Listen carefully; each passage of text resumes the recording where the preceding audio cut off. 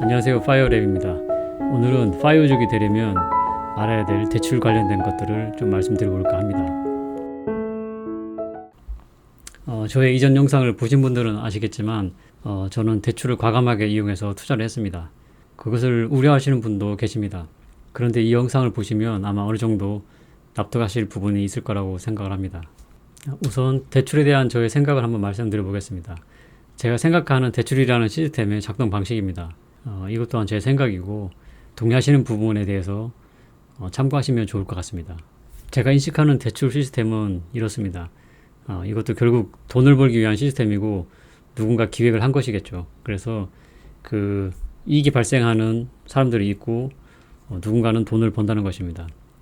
즉 돈을 빌려주는 사람 그리고 돈을 빌리는 사람 둘 다 이득이 돼야 되는 이제 시스템인 거죠. 그럼 이제 은행을 한번 살펴보겠습니다. 은행은 장사를 하는 사람입니다. 이제 은행이 판매하는 상품은 이제 기회비용입니다.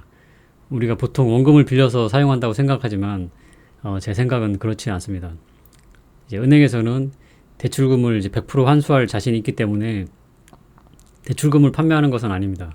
즉 대출 금액이 가지는 기회비용을 상품으로 해서 이제 판매하는 것이고 그 값은 이제 이자라는 것으로 받는 것입니다.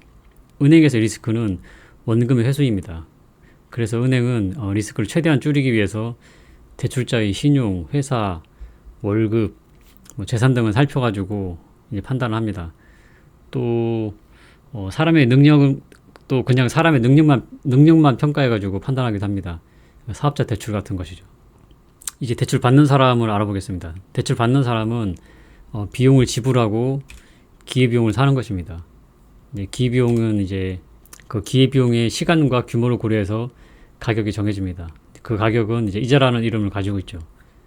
마찬가지로 살 수 있는 기회비용의 양과 가격은 은행에서 판단을 합니다. 리스크는 마찬가지로 이제 원금의 안전성입니다. 이거는 이제 은행과 대여자 모두 중요한 리스크가 되는 거죠. 기회비용은 샀지만 이제 능력이 없으면 기회비용을 날리게 됩니다.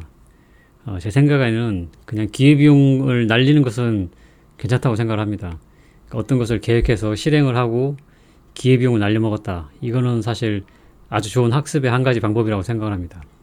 그런데 여기서 원금을 날려먹었다. 이건 좀 문제가 있는 것입니다. 부끄럽지만 제가 현재 이제 그런 상황이죠.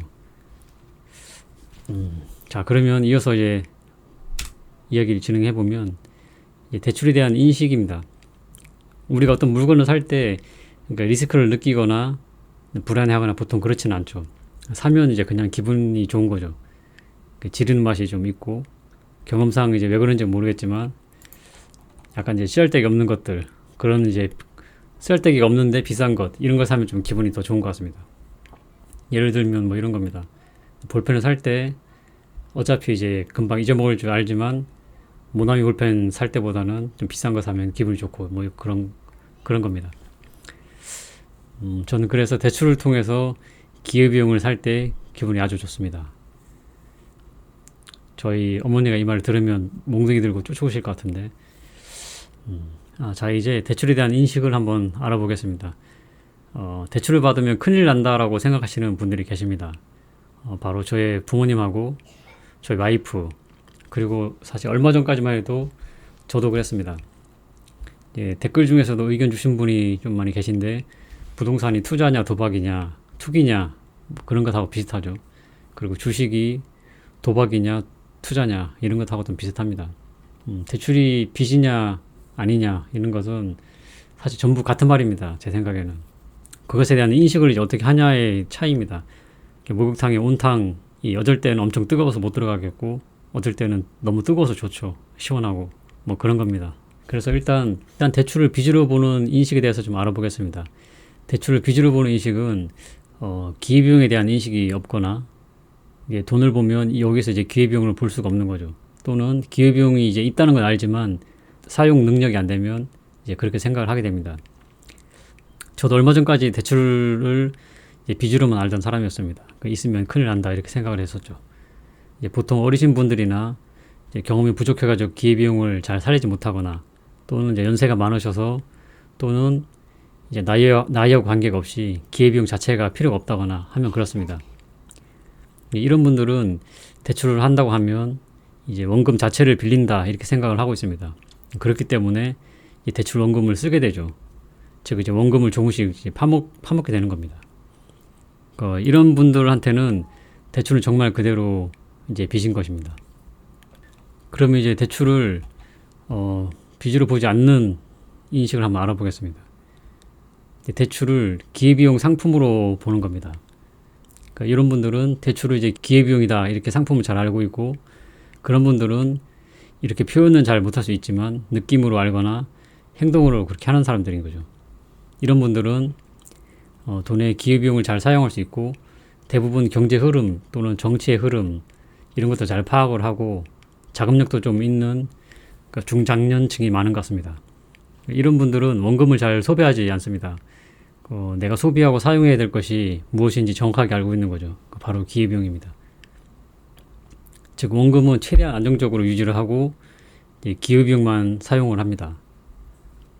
즉 대출은 이제 자산 형태로 된 것들로 바꾸어서 놓고 그 기회만 소비를 하는 것이죠.